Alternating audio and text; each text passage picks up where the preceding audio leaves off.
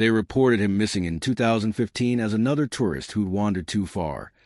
The canyon kept him like a secret until 2021, when a search meant for someone else rolled open a decade of silence.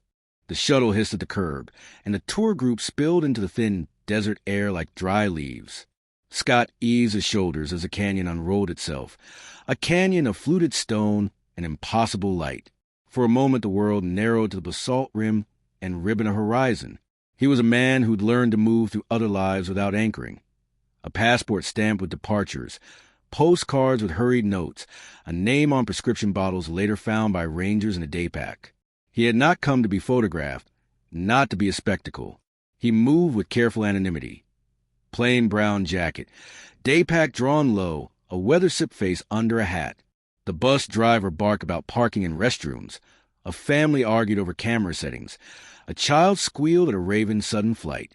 Scott stepped toward the rim's shorter fence, where a shaded granite slab made a private bench for anyone wishing not to be noticed. He watched the canyon. He thought of Ecuador, a rented room above a bakery, light different there and market scented with cilantro and yeast. He thought of a driver's license from Brooklyn that felt only half connected to him. He thumbed his pack strap, folded a note, slid it deeper. The canyon, he told himself, was for being small, folded away like a scrap in a pocket. Nearby, a mother nudged her son into a photo. A couple posed for a clip. A ranger waved at an incoming tour. Scott watched the tide come and go until the bus that had brought him pulled away, its idol fading into town. He did not wave. When the crowd thinned, Scott sat alone in an overlook called Pipe Creek. He had the day pack, a rattling water bottle, prescriptions tucked inside, details later stitching his presence into ranger reports. He folded his hands on his knees and let the canyon breathe, wind turning pages, a river that did not hurry. He decided to walk, a private defiance, off the paved trail, past signage, guardrail fading to suggestion, earth peeling into a map. He followed a faint deer track, skirting a ravine. The last image later recalled him, a blurred frame or a bus driver's memory, was of a plain man at the rim, shoulders hunched, reading a sentence the canyon had written. No one saw his next step. That night the shuttle log recorded one empty seat. No alarms. He wasn't registered with a tour, wasn't known to rangers. For hours, he was just another missing visitor. Life folded around the absence like a lost sock in a cabinet of days. Days passed. Rangers cataloged rosters, followed prints near the rim that thinned and vanished. Later, a day pack was found with prescription bottles in his name. A stubborn detail, refusing silence.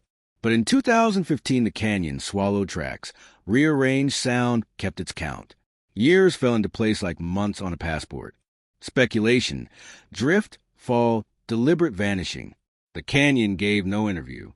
Buses kept their arcs. Scott lived in missing person files like a ledger entry, important on paper, diffuse in the machinery of search and recovery, until 2021, when another man vanished and a search crew traced the same indifferent edges.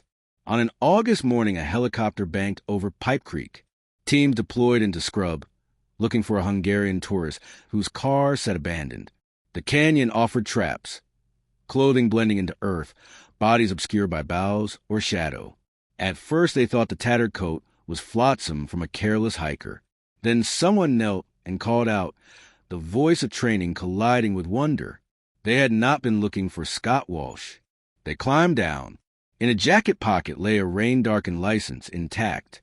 Records showed earlier discoveries. Prescription bottles bearing his name. Facts stitched themselves together. A name reemerged. They radioed the rim. Hush spread across the ledges. The canyon had kept him like a locked drawer with air holes. And then, as a ranger unfolded a yellowed scrap with smudged words, unfinished, a helicopter's glare struck something farther down. Another voice crackled. We found another set of remains. And in that moment, shifting light revealed a footprint rimmed by red dust, too fresh for 6 lost years, leading not away from the body, but toward it. Joelle had been on the south rim her whole career.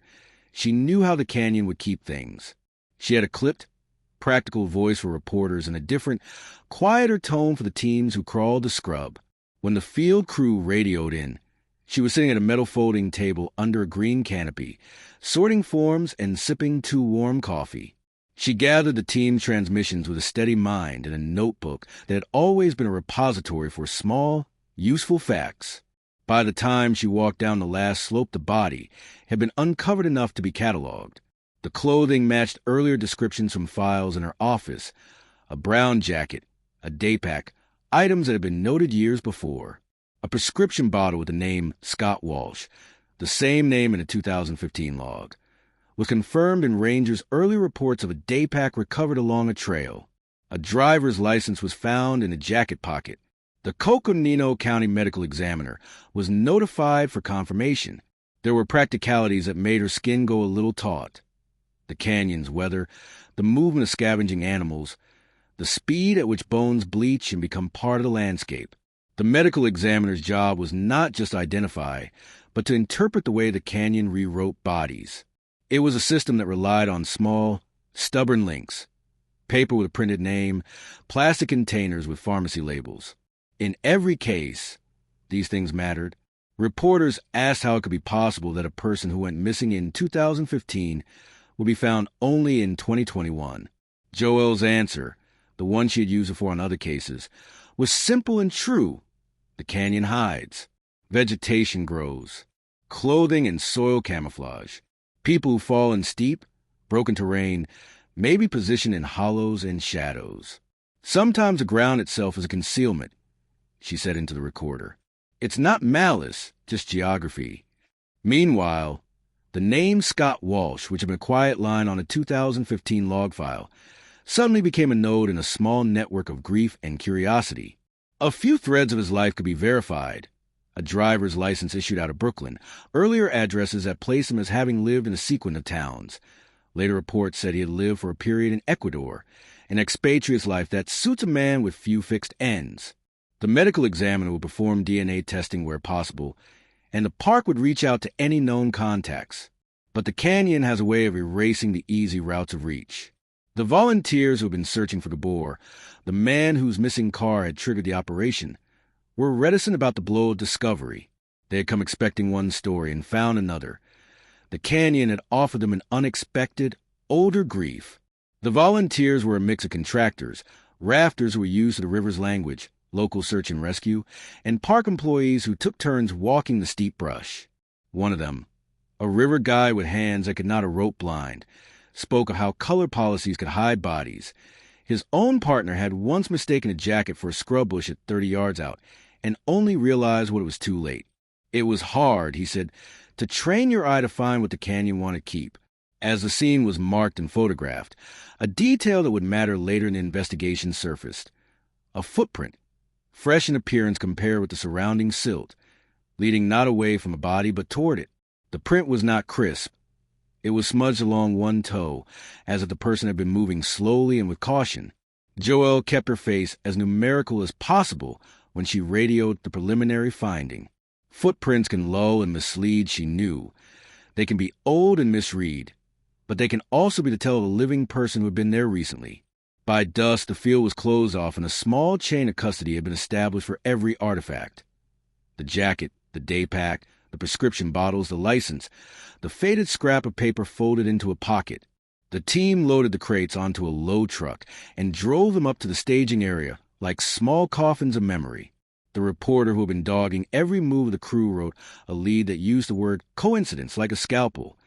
Searchers looking for missing tourists find remains believed to be a man missing since 2015.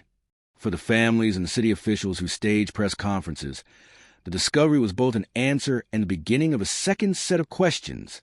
At the center of those questions was the footprint. Where had it come from? Was it weather-worn and misread? Had someone been at the scene recently, long after Scott's fall, for reasons that might be practical or sinister? No answer yet. The canyon had shown a shard. The team had to make a mosaic. Joelle handed over a chain of custody bundle and sat in a sterile conference room, while the medical examiner's notes were read out in patient tones. The examiner's initial conclusion: remains consistent with long-term exposure in canyon terrain, consistent with a person missing for multiple years. The driver's license prescriptions offered a tentative identification that needed DNA to cross the bridge from believed to be to confirmed.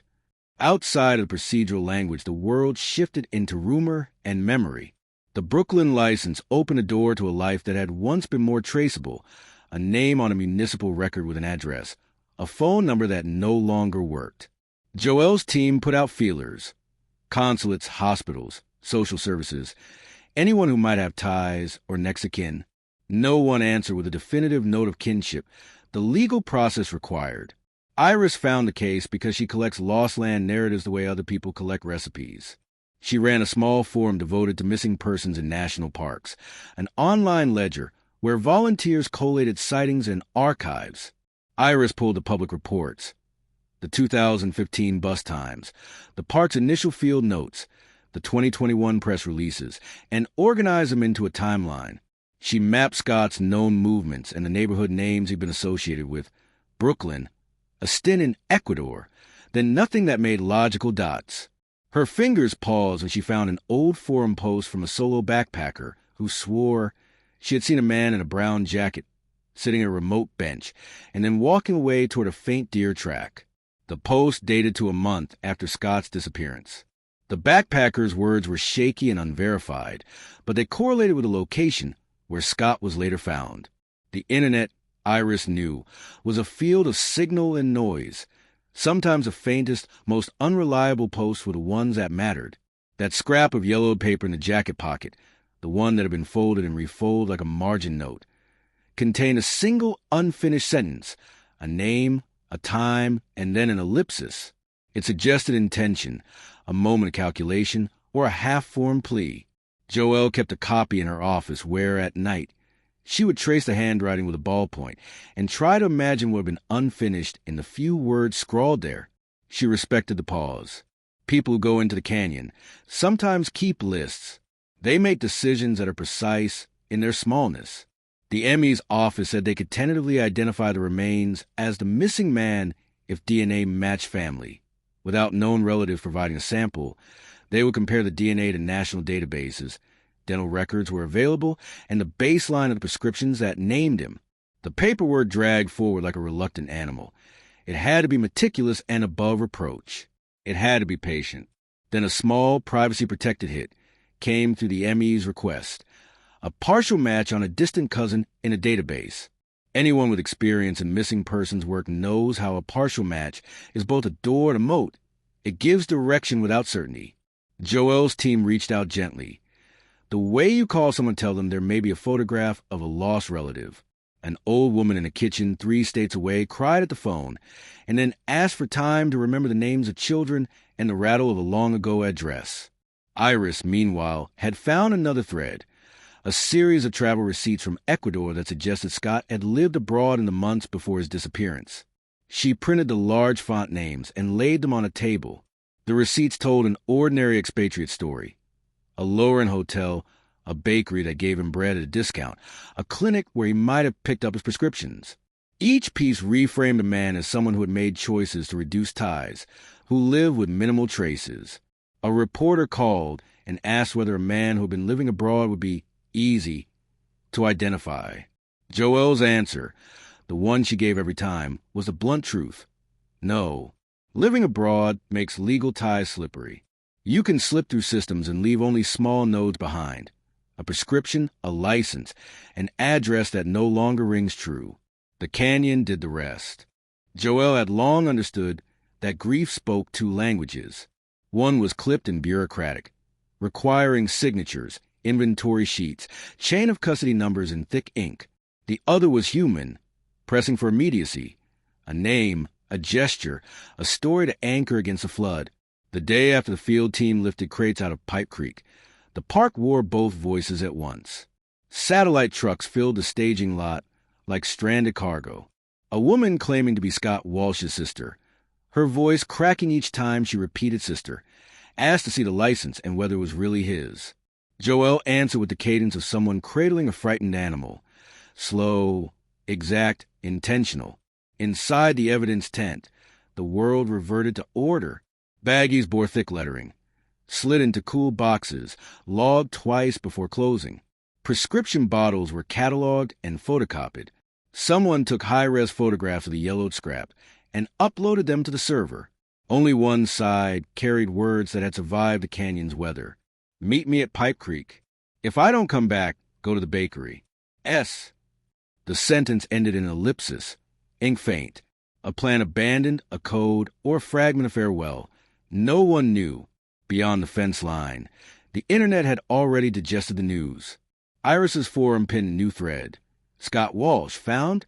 She reposted each press release beside redacted photos. Volunteers cross-referenced bus manifests, dug through hotel rosters, combed old Instagram posts. One unearthed a forgotten account with Ecuador snapshots. Bakery loaves, a plaza fountain, a mountain pass in fog. Captions were clumsy English, small town, big bread. Metadata placed in the last upload a week before Scott vanished. The medical examiner released a preliminary summary. The skeleton bore marks of long exposure, weathering, scavenging typical of canyon remains. Yet certain artifacts, license, prescriptions, and note were unusually well protected. The report called it probable identification. To Joel, the phrase carried weight, enough certainty for procedure, yet still dangling like an unfinished sentence. Rumor traveled faster than paperwork. Volunteers said the brown jacket melted into sandstone and leaves, nearly invisible. A river guide told a local paper that people carved microcamps in the canyon. Tarps hidden, fire rings tucked under overhangs, mats pressed flat into dust. From 20 yards you'd swear there was nothing there, she said. The canyon folded secrets on itself. That detail clung to Joel's mind. It explained much, and yet not enough. The media pressed. Should there be more fencing? More signage? Was the park negligent? A non-profit director suggested leveraging the tragedy for rescue funding. Joel shuffled between the need for sympathy and the demand for statements, walking the hallway that linked two locked doors. Beneath the paperwork lay the true knot, the footprint. For days, Joel replayed the photographs. A print in red dust, leading toward the body, not away. The toe edge smeared, as though turning with caution. The photographer crouched low, capturing multiple angles, each suggesting the same heresy. This was not years old. Wind charts, rainfall data, traffic models. None offered a clean explanation. Iris posted her theory before Joel could stop her. Someone had returned recently. Her comments erupted. Hunters, scavengers, hikers, or something darker. Joel asked her to pull it down. Iris complied, but not before archiving every reply like index cards in a catalog drawer. When the vans cleared out and quiet returned, Joelle sat in her hillside house with Scott's files spread across the table. A Brooklyn license, a clinic printout from Ecuador, a bakery postcard. More and more. Scott seemed less a victim than an architect of deliberate absence, a man skilled at folding himself small on a map. Elias, one of the volunteers, offered detail that didn't fit official forms. There's a ledge down there, he said. People use it in winter. Tuck under rock, and the wind slides right over. Looks like nothing from above, but it's a doorway if you know where to look. An anthropology student arrived next dawn, gloves on, trowel in hand. She uncovered a brittle tarp, a crude bed of sticks, a circle of fire stones. A sealed glass jar held stale coffee grounds, faintly aromatic. The brand traced to cafes in South America. Another breadcrumb tying Scott to Ecuador. Then the me called. A partial DNA match surfaced in the index. Not immediate family, but a distant cousin in New York. She'd never met Scott, but remembered stories of a wandering brother. She agreed to send a sample. Confirmation would take weeks. Meanwhile, Iris's inbox pinged. In 2016, I saw a thin man in a brown jacket help a hiker who'd fallen. He gave water, then left. Never saw him again. She forwarded it to Joelle. Reading it, Joelle felt a spark. If true, Scott had not disappeared in a single plunge. He had persisted, perhaps with someone else. That night, Joelle rang Elias again. She asked about the footprint. He hesitated. Not fresh like yesterday, he said. Fresh like months. Smudged edges softened, but in a sheltered wash prints last longer. Wouldn't surprise me if someone had been there this year. The questions multiplied. Who was the second man? Did Scott's prescriptions hint at a condition requiring care? The canyon gave only fragments, each one suggesting deeper layers beneath silence. The scrap haunted her. Meet me at Pipe Creek. If I don't come back, go to the bakery. Not despair, but instruction. In a town sustained by presence, absence became currency. Guides whispered, baristas speculated. The woman who claimed she'd seen Scott in 2016 repeated her story. Two men, one limping, one careful, moving with the softness of those unused to being watched. Joelle filed a report, locked the cabinet, and turned off the light. She didn't know if DNA would settle the question. What she knew was this. The canyon had allowed a man to vanish on his own terms, entangling others, helpers, strangers, witnesses, sparks dissolving into night. The shelter was small, an economy of survival carved into stone. A slab leaned against the canyon wall, a woven tarp tucked so low that the wind slid over it without catching, and a thin mattress of dried grasses compressed into a quiet bed. Inside, objects lay arranged as if someone expected to stay more than a single night. A cup, a dented spoon, a stack of weathered maps with corners turned, and a spiral notebook patched with brown tape.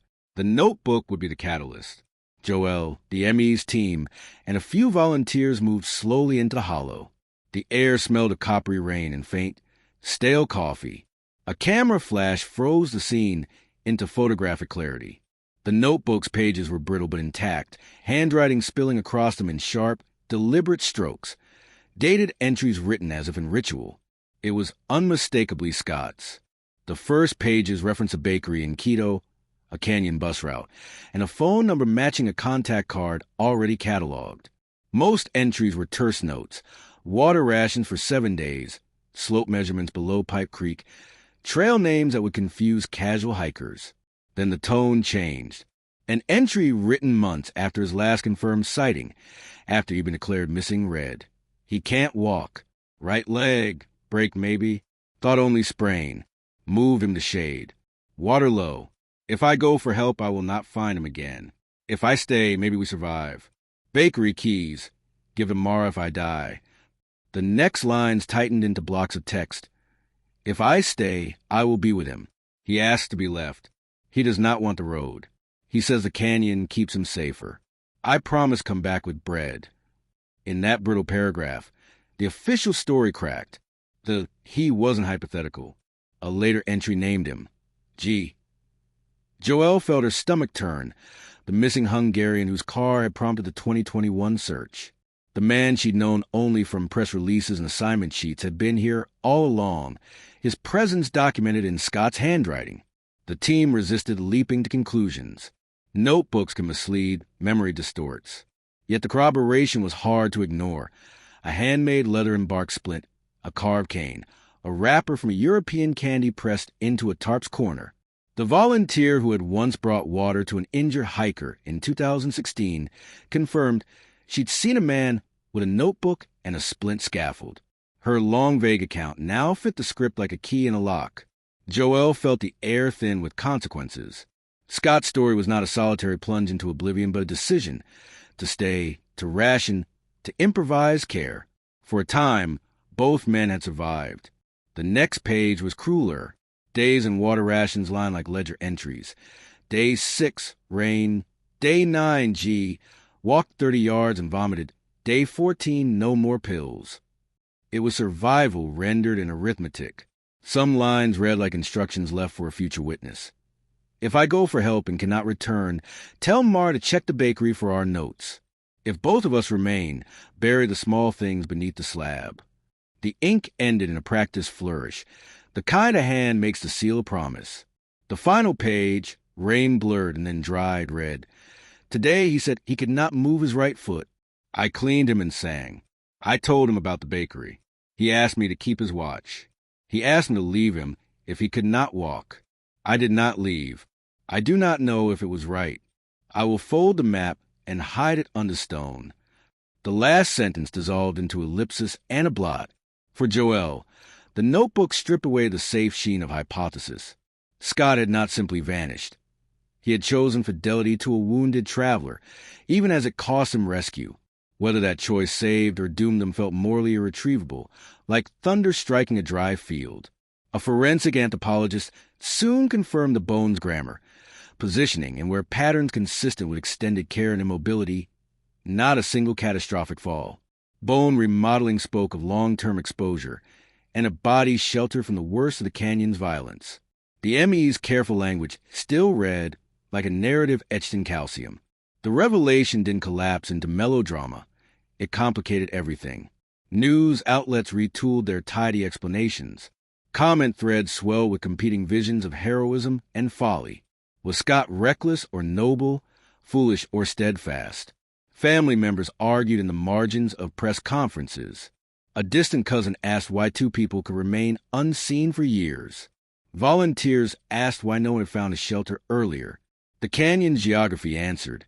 Hidden folds, camouflage, and architecture of forgetting. Iris, cautious until then, published a full transcription of the notebook with photographs. Her forum exploded with grief, admiration, anger, and a hunger for a moral the canyon refused to provide. Some named Scott a saint. Others, a man whose dangerous loyalty had sealed his fate. The internet produced weather reports of opinion. Joel carried the weight like evidence on a tray, practical, sharp. The meme moved to confirm identity. The partial DNA match from New York returned positive. A woman who had known only of a wandering cousin now wept as she gave her sample, and a family history that let authorities finalize the identification. The piece dropped into place like a stone into a riverbed. At a small, private ceremony, the park allowed volunteers and staff to gather at an overlook. They read brief, permitted words about someone who had chosen to stay. People left stones in a neat pile, a hiker's custom for the dead. The canyon did not acknowledge the sentiment. Its vents exhaled and the light kept shifting. The notebook reframed even the mysterious footprint. That smudged toe leading toward the shelter was not a fresh print made by a stranger. It was a trace of the injured man hobbling back during a lucid interval, edges softened by time. The other presence had always been inside the story, not outside it. For Joel, the twist forced a reevaluation. Scott had not been merely a victim but a caregiver, a keeper of short-term camp, and finally a man who died where he had chosen to remain. The canyon facilitated both his decision and its consequences. The simplest moral was also the most difficult. Some people choose loneliness or loyalty, and the world cannot deliver a verdict. The ME's final report closed legal loops. The remains were Scott's. Cause of death undetermined but consistent with extended exposure and complications of immobility and dehydration. No foul play evident. But the human narrative, two men, a shelter, a coffee jar, a patched notebook, stayed untidy. It revealed no villain, only a private conjunction of circumstance and choice. Later, when the story turned into a clipped article in the town's bookstore scrapbook, people would debate whether it was noble sacrifice or avoidable tragedy. Some said it was both. The canyon had given up its secret without surrendering its mystery. In one of the notebook's last lines, now frozen in an evidence log, Scott had written with blunt finality, "If we die here, bury the small things. Tell them I tried." The newsroom that covered the canyon treated the twist like a folded map. The story opened up new routes and new dangers. Headlines that had yesterday promised man missing since 2015 found in Grand Canyon now splintered into moral subheadlines. Missing man chose to stay with injured stranger and heroic or foolish. The debate over Scott Walsh's choice. Joelle read the coverage with an incurious professional suspicion. Journalism, she had learned, seeks shapes that the messy reality seldom supplies. The ME's formal conclusion, cause of death undetermined but consistent with prolonged exposure and mobility complications, allowed the county to close the file. For the family who had not known whether Scott was gone or living in some stranger's life, the news arrived with the practicalities of paperwork and an almost unbearable intimacy. A woman who claimed cousinship contacted the park and asked for any items that might be returned: a watch, a wallet, a photograph. Joel authorized a small box containing the watch, a photograph of Scott in Ecuador, an amended notebook, now copied and carefully digitized. Public reaction traced familiar lines. Some readers idealized Scott as a gentle man who chose fidelity over self-preservation. Others criticized him by saying he had acted recklessly, abandoning a civic duty to return and sound alarm. Internet commentators debated the ethics of choosing isolation over rescue. The old camps of romantic choice and social responsibility tussled like dogs at a passerby's heels. Iris's essay, which had included the notebook excerpts, became the vector by which the story reached a wider audience. She remained conscious of the ethical quandary. How much of a private, dying person's notes should be public? She chose to publish only those passages that had direct bearing on what occurred. The entries that spoke of water, the list of supplies, the final directive to tell Mara, and not the private scraps that might have been written to comfort the writer. Her moderation earned respect from some corners and censure from others.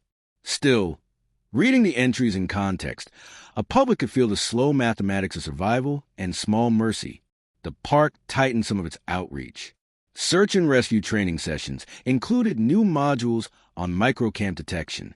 Guides received refresher courses on reporting behaviors, and on the geography of the South Rim's more hidden hollows. Joel testified at a town hall where locals and officials debated whether increased signage or greater enforcement of trail closures would prevent similar occurrences. The response was predictably complicated. More signs might protect some. More fencing would disturb a landscape meant to be wild. The canyon resisted human architecture, even as the town insisted on preventing future vanishings. For those who had been on the ground, the story did more than fill news columns. Elias, the volunteer who first combed the slope years earlier, sat in the same cafe where the searchers used to meet and told his wife that finding the shelter had changed him. "I used to think being first on site meant finding bodies and telling the story," he said softly. "Now I think it means staying with the story afterwards.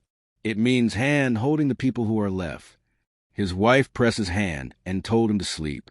Mara, the river guide whose jar label had been traced to a South American brand, came forward and verified that certain coffee brands were used in the keto bakery Scott had mentioned.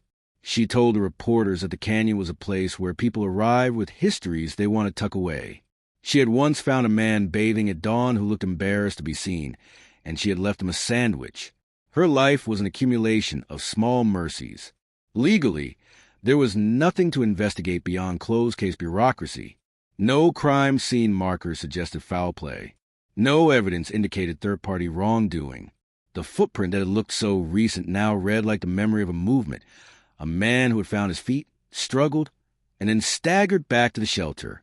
The ME's timeline suggested that Scott and his companion had survived for months, perhaps a year, performing a sort of mutual triage.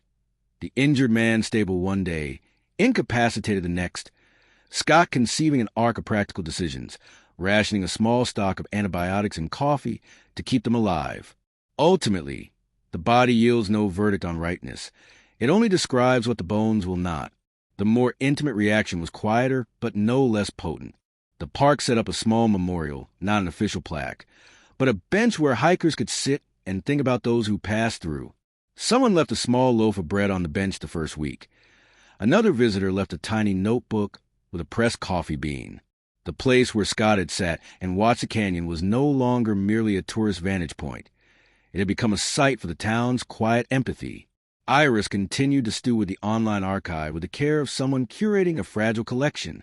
She cataloged every photograph of me allowed to be posted, every witness statement that could be made public, and every small memorial uploaded by strangers. In the comments, people left stories of their own.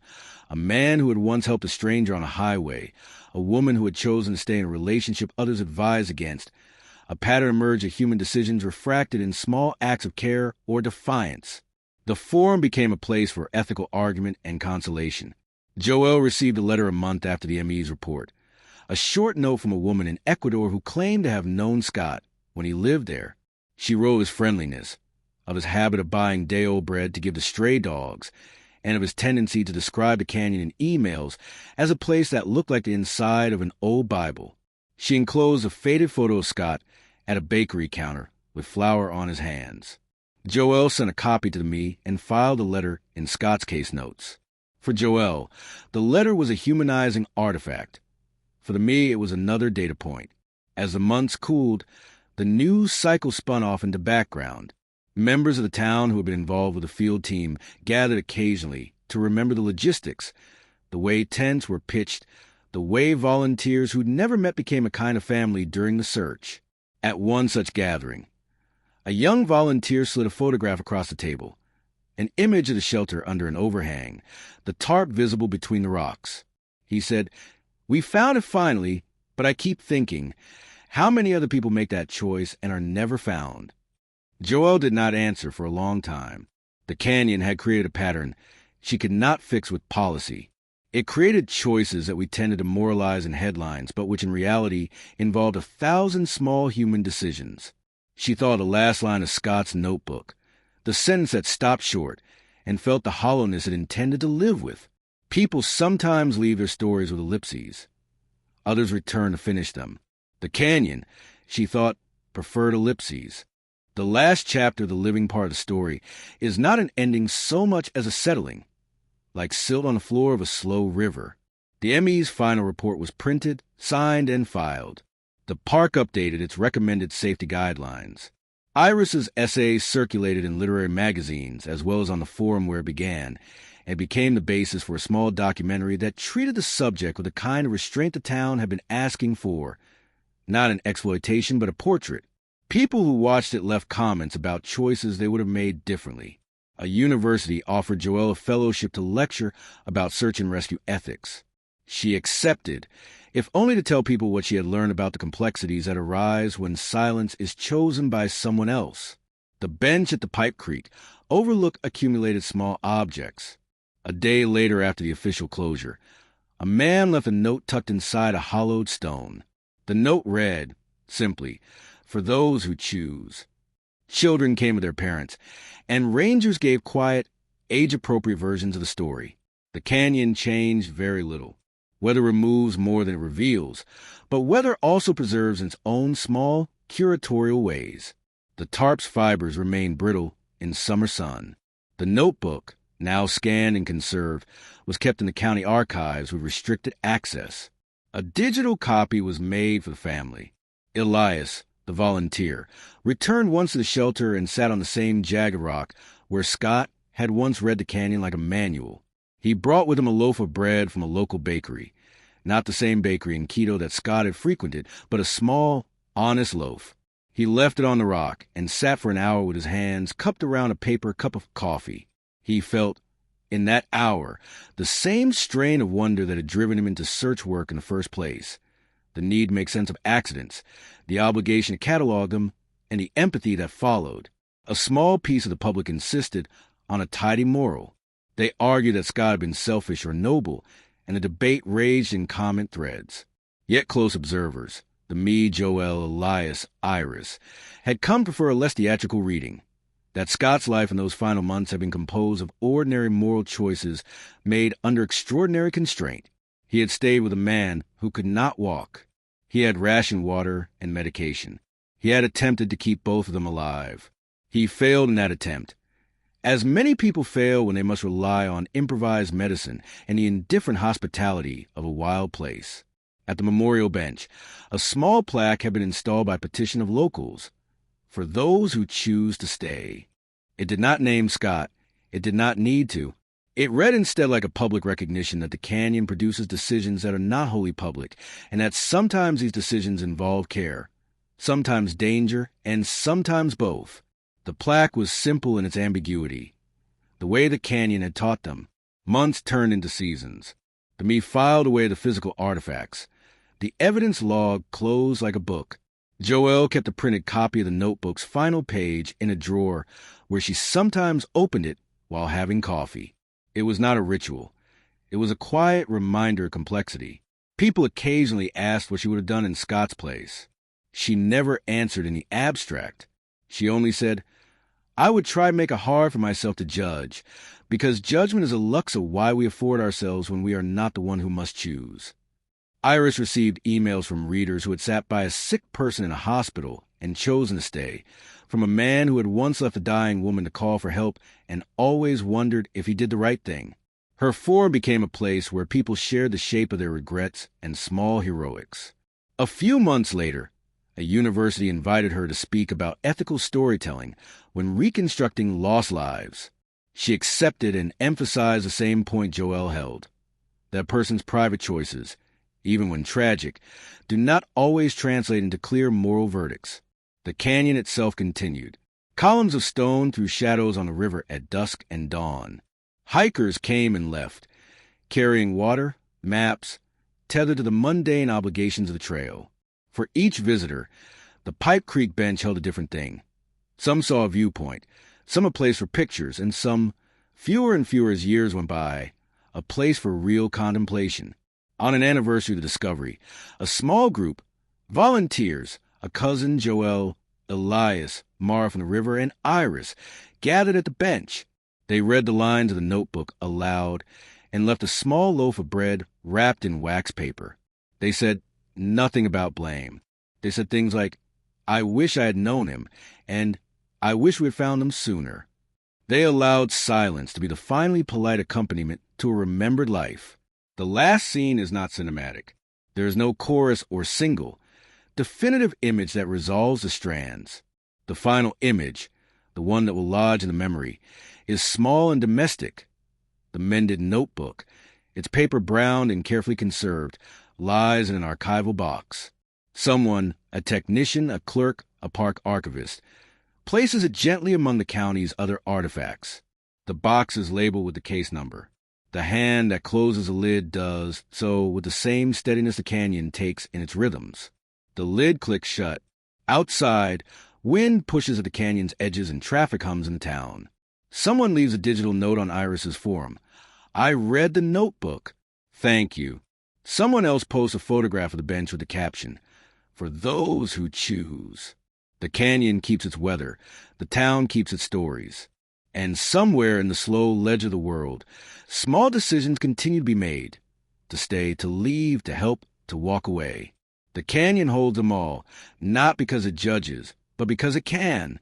The best we can do, in the end, is to read what remains with humility and to treat the living with the care they deserve.